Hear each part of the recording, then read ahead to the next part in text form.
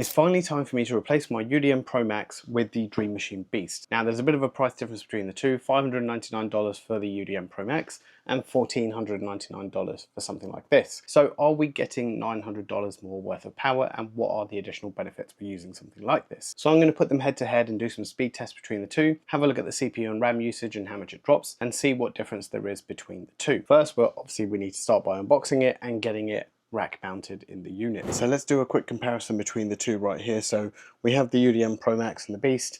Now it is slightly longer in depth, so if I turn this round to the side you can see it's slightly longer in depth, and we'll have a look at the ports at the back in a second. We have the two drive bays like we've had on both of them, but this is where it starts to differ. There's a lot more power in here. We have 8 2.5 gigabit ports, and then we have 2 10 gig SFP plus ports and 2 25 gig QSFP ports. Whereas on the Dream Machine Pro Max, if you remember, these are all gigabit, 2.5, and these are 10 gig. So we definitely have a lot more power in here. So we have the UPS RPS connector at the back. We have a whole bunch of fans, which obviously you can see there's going to be a lot more cooling required for this. And then we have the power unit. And something new that we've not seen before is the console port on these devices. So let's get this racked up and let's get it all installed and up and running. So let's take a quick look at a side-by-side comparison between the two specs. So we have the Beast, as I mentioned, $1,499, Dream Machine Pro Max $599. Like I showed you physically, they're slightly bigger the Beast, but in terms of, this is where it starts differing. So 750 managed devices versus 200. The number of cameras pretty much double.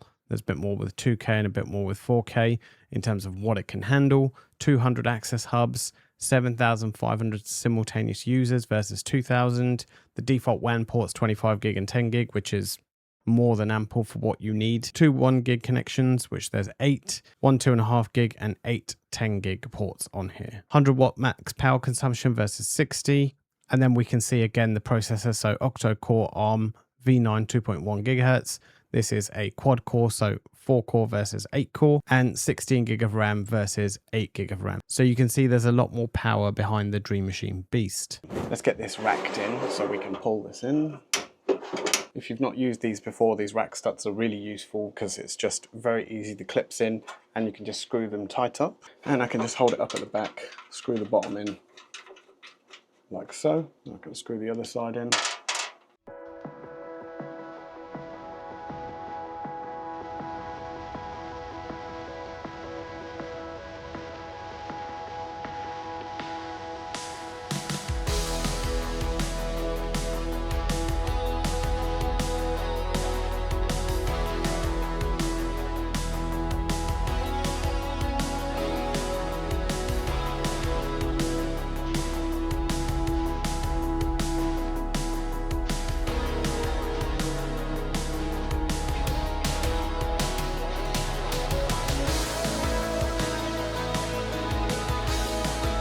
Now coming around the back, we just need to plug the power in, and there we go, and we can just clip that in, so obviously that doesn't come out very easily.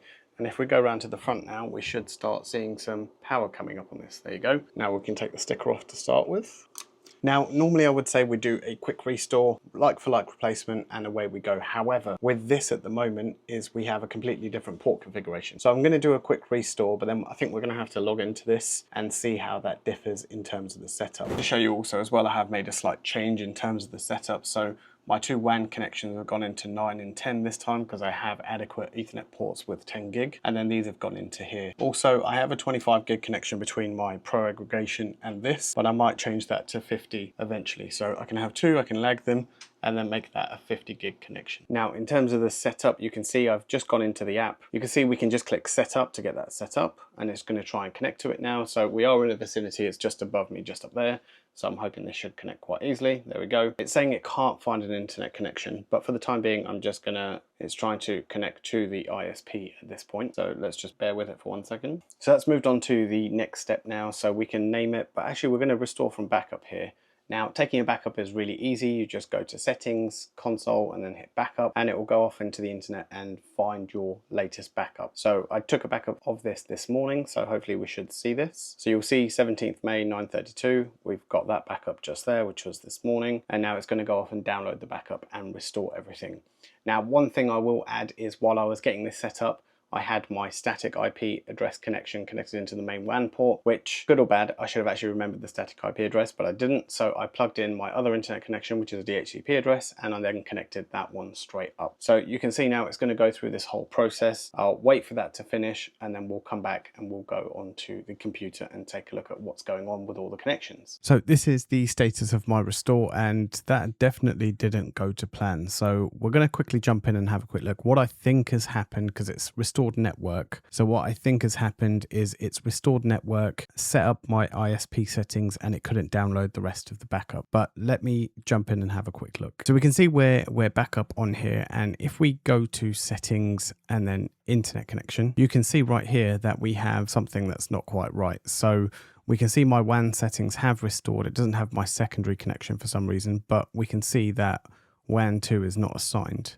WAN 1 is not assigned. So this is where my ISP connection is at the moment. So I'm going to try and switch these around quickly because it's trying to look for these IP address details on WAN 1, but that's the wrong ISP, so it's not going to work. So let me quickly go back and change that over. So that is actually, you can see the internet connection is now back. That's green, which is what we want to see. And then WAN 2 should come up. So if I assign port 10 to WAN 2, that will actually come up in a few moments as well, and we'll see that appear just here. So that is actually a fault of my own. I was a bit impatient. I didn't actually write down my static IP and get that connected properly. If I had, none of this would have been an issue and everything would have restored properly. We can go to control plane, we can go to backups, and then we can click restore. Now it's found my restore from 9:32 this morning, and we don't want to restore all backup and applications. We just want to do protect, access, talk, connect, and inner space. So we're going to restore all of those.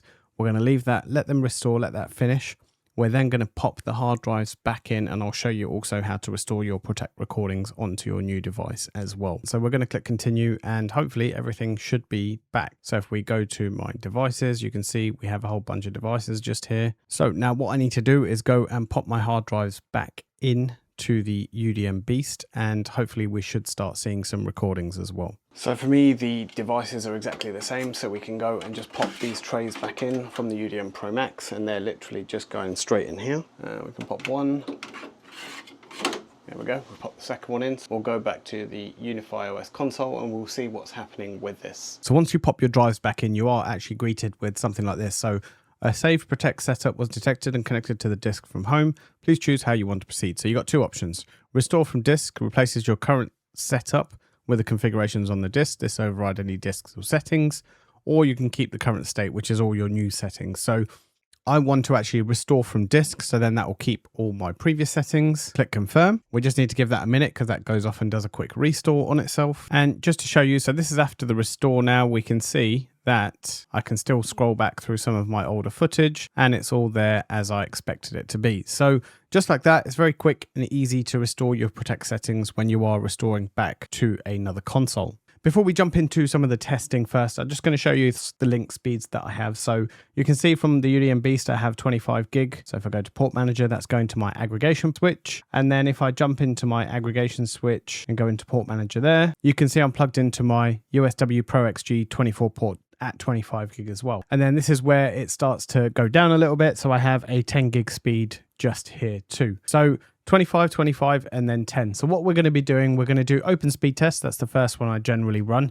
So we're going to do 10.10.10.100. So this is same VLAN. So we're going to start with the same VLAN. We'll go across. So you can see I'm hitting 9.6 gigabits roughly per second. In terms of download, 9.5. We'll wait for it to finish. We'll see what was going on. And if we have a look on the other side, we'll just have a quick look here at the CPU. I'm not sure if this is real time, but maybe we'll have a look at it shortly. But yeah, maybe you can see it there. You can see the CPU spiking a little bit just at the bottom down here. So yeah, 9.583. So we're going to run a few tests using iPerf, and we're going to use a couple of different scenarios. So I'm going to do one just in front of you so you can see exactly what I'm doing. And then I'm going to go off and do the rest of the tests because you don't want to see repetitive tests. We'll just come back and have a look at the final results. I'll also take a snapshot of the results as well. So if you want to see them, let me know, and maybe I'll share them out as well separately with some documents. So the two types of iPerf tests we're going to be using is single stream and parallel. You'll see the commands that I'm going to be running for them. We're also going to do IPS and IDS on and off, and we're also going to do intra-VLAN and inter-VLAN. So first we're going to be going across the same subnet, and then we're going to be routing through the UDM Beast. Again, I'll publish all these results together so we can take a look and see how that works. But if I quickly do the single VLAN first, this is going to a text file, so you're not going to see the results, but I'll bring them up in just a second. Let's let this finish. So you can see right here, we got 9.27 gigabits per second in terms of send and receive, and these are the results we got. So we ran that for 30 seconds. And then the parallel streams one that I'm also going to run is got 8 parallel streams on it. And again, we'll run that for 30 seconds. So let that one run off. And again, we'll take a look at the results. Just while I'm saying that, within the same VLAN, I don't expect to see anything less than 9 to 10 gig. I don't expect there whether that's IPS on or off. I don't expect to see any difference. The main results I think a lot of you are going to be interested is across the subnets. So when we go to the EFG and we route across to another subnet, and we're going to do that one shortly. So here is the results with the multiple streams. Again, like I said, I don't expect to see anything different. If we scroll all the way down to the bottom, we'll see what the total is. So 9.39 gig. So again, we're saturating that full 10 gig bandwidth. I really wish I had 25 gig cards so I could really test this across the IPS to make sure we can get the 25 gig out of it, even if it is on the same VLAN. But we'll leave that there for now. And if anybody wants to send me some 25 gig cards, I'll be happy to do some further tests. So what I'm going to do now, I'm going to quickly go off and finish up all the results. So like I said, we'll do it with IPS on and off. We'll do it single and parallel streams, and we'll also do it intra-VLAN and inter-VLAN. So we'll see what sort of results we come back with. So let's talk some of the results. So we ran 2 different tests. So let me bring some of the stats up on screen for you to look at.